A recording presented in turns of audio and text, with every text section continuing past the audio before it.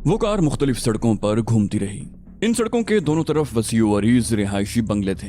किसी सड़क के मोड़ पर एक आध दुकान भी नजर आ जाती। उन दोनों आदमियों में से किसी ने भी रास्ते को खुफिया रखने के लिए शारिक की आंखों पर पट्टी वगैरह बांधने की कोशिश नहीं की थी।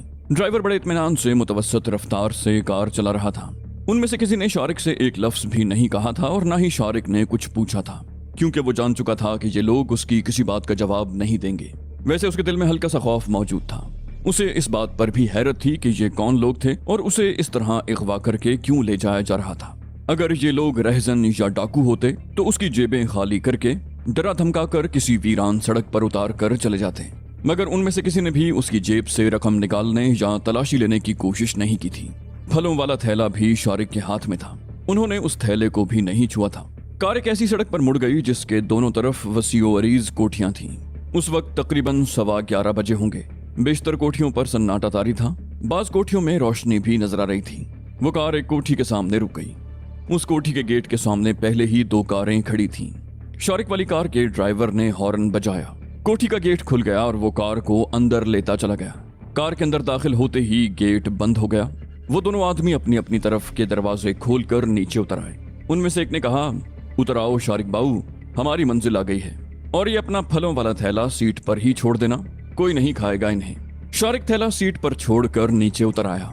उसने गर्दन घुमाकर इधर उधर देखा। बहुत बड़ी कोठी थी। वसीओ अरीज लॉन था। आमदोरफ्त के लिए 2 गेट थे। एक पुख्ता रविश कोठी के बरामदे के सामने से होती हुई दोनों गेटों की तरफ चली गई थी। लॉन में अगरचे फैंसी लाइट्स के बोल लगे हुए थे, लेकिन किसी पर भी कोई बल्ब रोशन नहीं था। सिर्फ बरामदे में एक बल्ब जल रहा था। जिस शख्स ने गेट खोला था उसने चादर की बुक्कल मार रखी थी, लेकिन दाएं कंधे पर राइफल की उठी हुई नाल उस चादर में से भी साफ नजर आ रही थी। वो दोनों उसे लेकर बरामदे वाले दरवाजे में दाखिल हो गए। सामने एक राहदारी थी जिसके दाएं बाएं कमरे थे। एक कमरे का दरवाजा खुला हुआ था। कमरे के सामने से गुजरते हुए शारिक ने खुले हुए दरवाजे की तरफ देखा। कालीन पर 4 आदमी बैठे ताश खेल रहे थे। उनके करीब ही रिवॉल्वर के साथ ऑटोमेटिक राइफलें इस्तादा थीं। वो राहदारी में बाईं तरफ मुड़कर एक दरवाजे के सामने रुक गए। दरवाजा खुला हुआ था और अंदर कालीन पर 2 आदमी बैठे हुए थे। उनमें से एक को शारिक ने फौरन ही पहचान लिया। वो शेरा पहलवान था। शेरा पहलवान को देखकर शारिक के पूरे जिस्म में अनजाने खौफ की एक लहर सी दौड़ गई। दूसरे आदमी को शारिक नहीं जानता था। उसने भी कुर्ता और रेशमी लाचा पहन रखा था।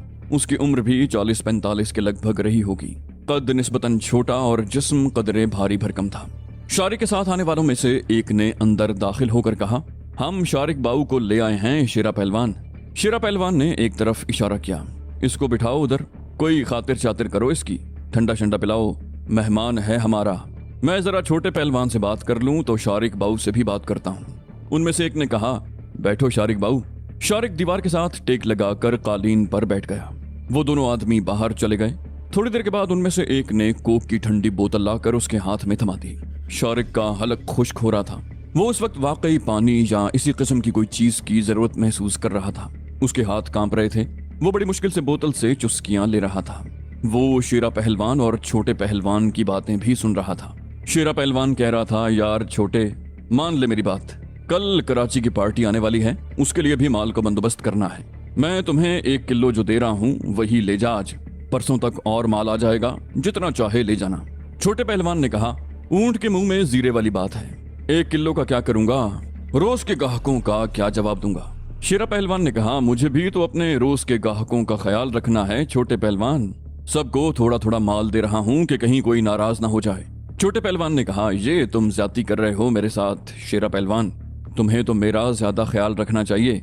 शेरा पहलवान बोला, मैं सबका बहुत ज्यादा ख्याल रखता हूँ, ला रकम निकाल। छोटे पहलवान ने घुटने के नीचे दबा हुआ कपड़े का मैला सा थैला निकालकर उसमें से 500 और 1000 रुपए के नोटों की एक एक गड्डी निकालकर उसके सामने रख दी।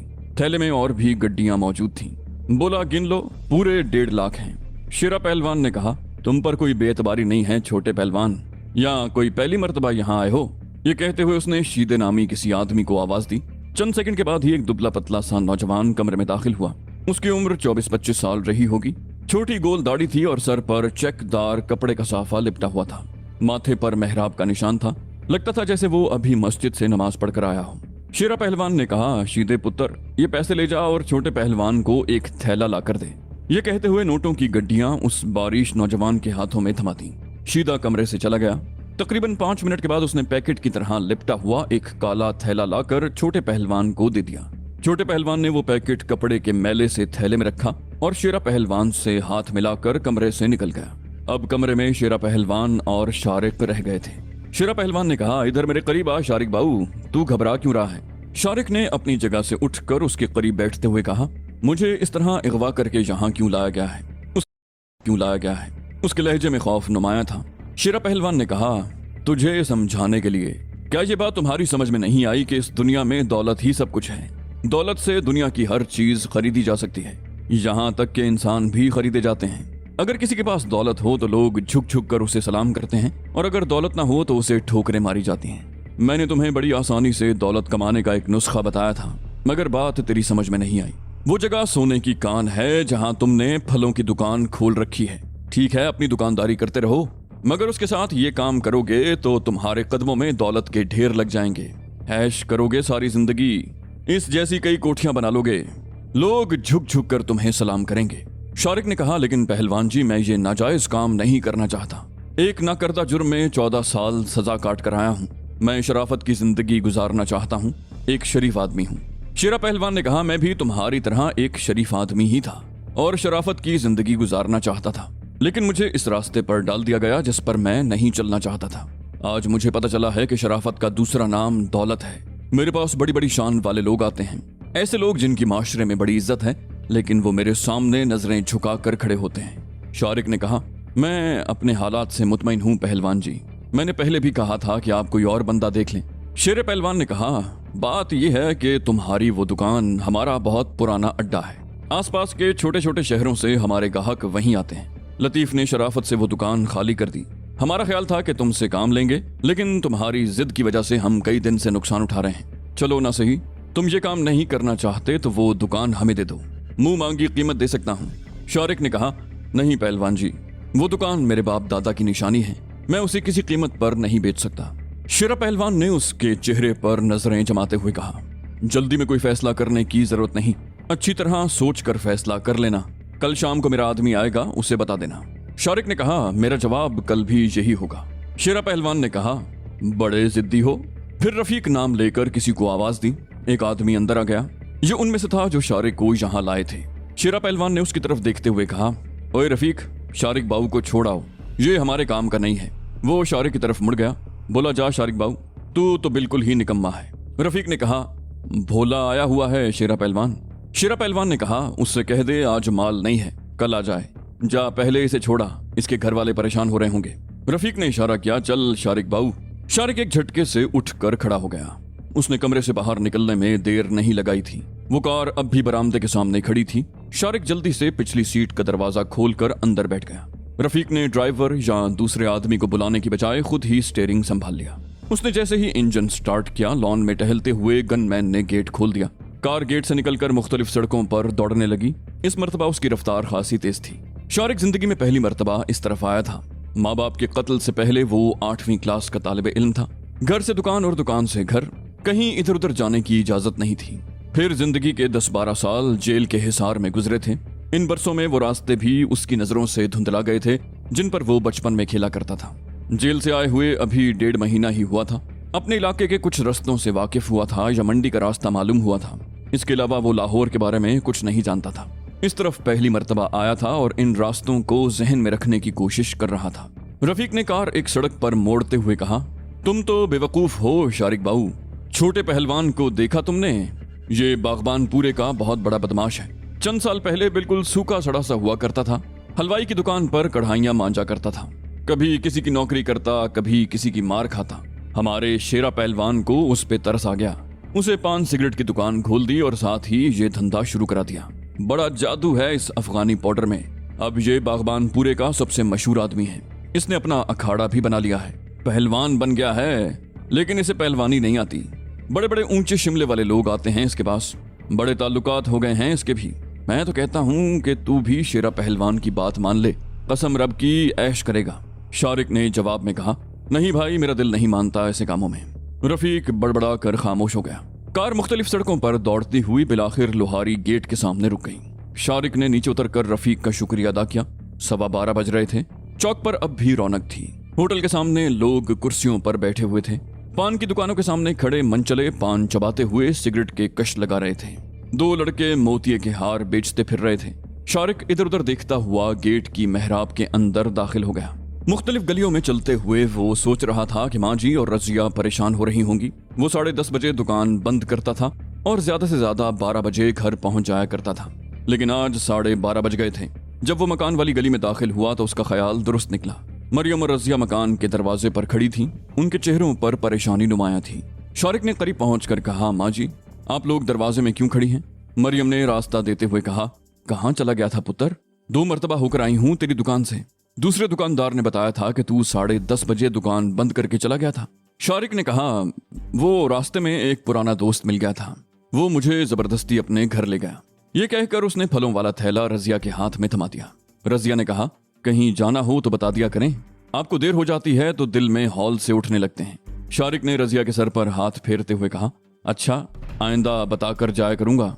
चलो अब खाना दे दो, बड़ी जोर की भूख लग रही है। रजिया बोली, भूख तो मुझे भी लग रही है, अम्मा ने भी अभी तक खाना नहीं खाया। आप कमरे में चले, मैं खाना गर्म करके लाती हूँ। ये कहकर रजिया किचन की तरफ चली गई।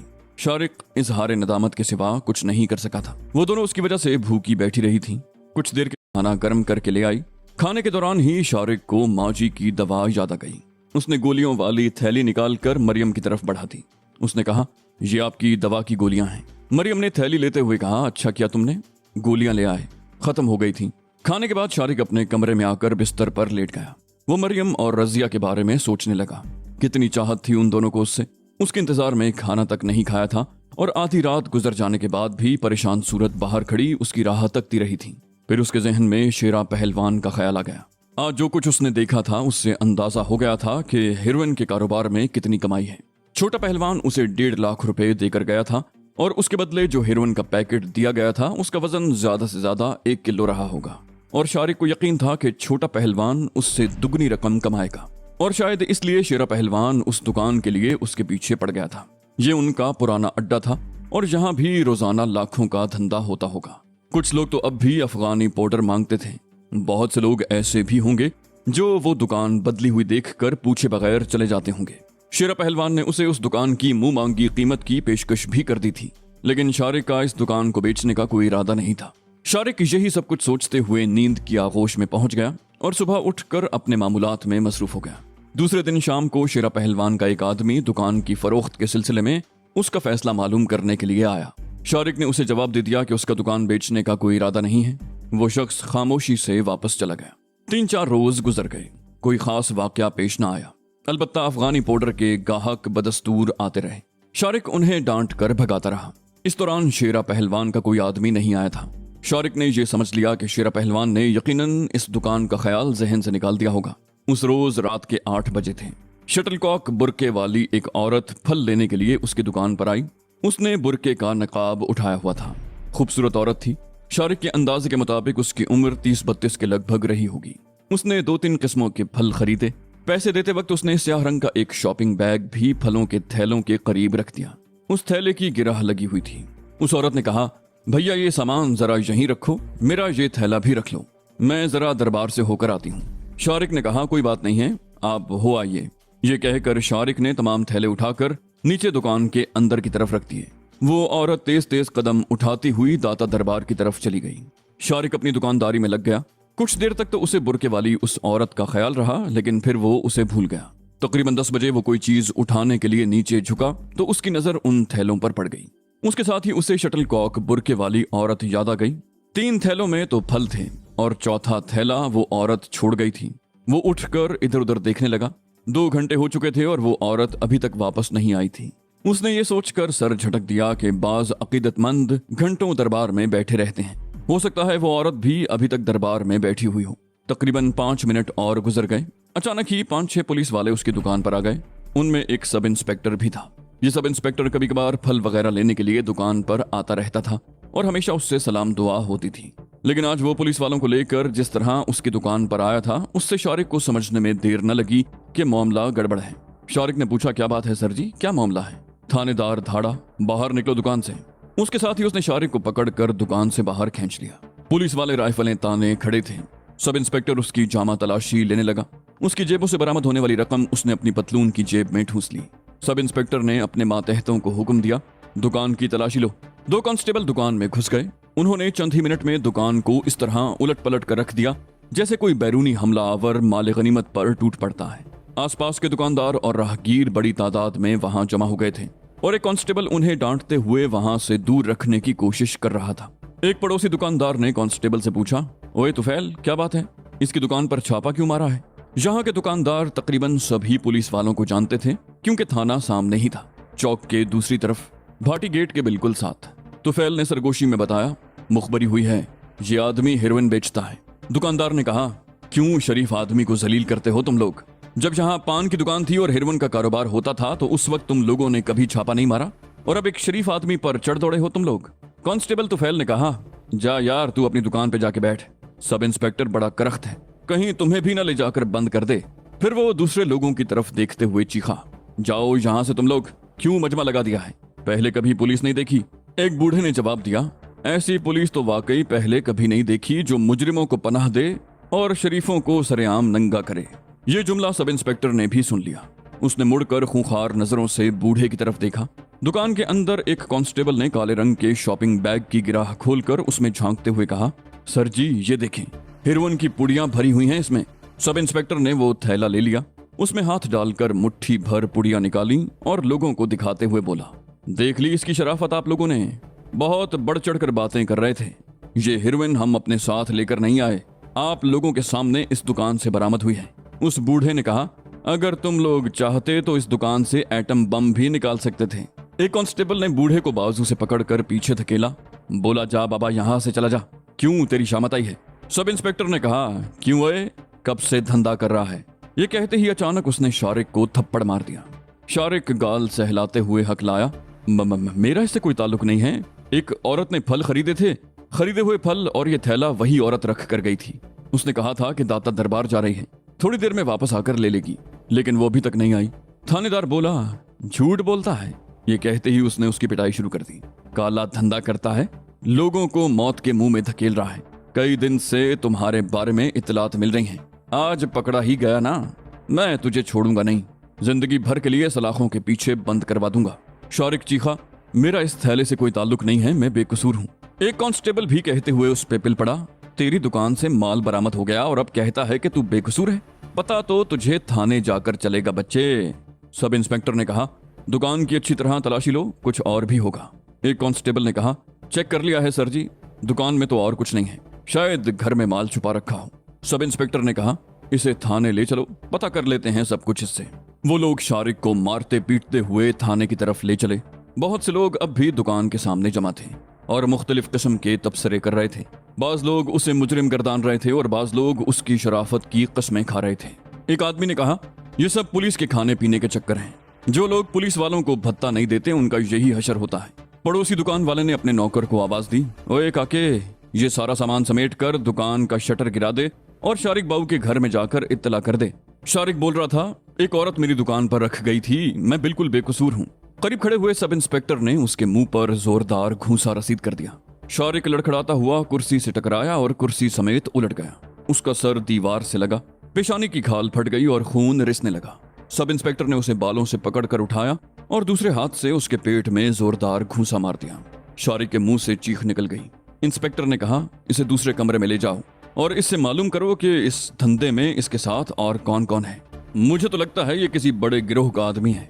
सब इंस्पेक्टर शारिक को बालों से पकड़कर घसीटता हुआ दूसरे कमरे में ले आया। उसके पेट पर एक और घूंसा मारा। बोला, बता कब से ये धंधा कर रहा है और कितने लोग हैं तेरे साथ? शारिक चीखा, मैं बेकसूर हूँ।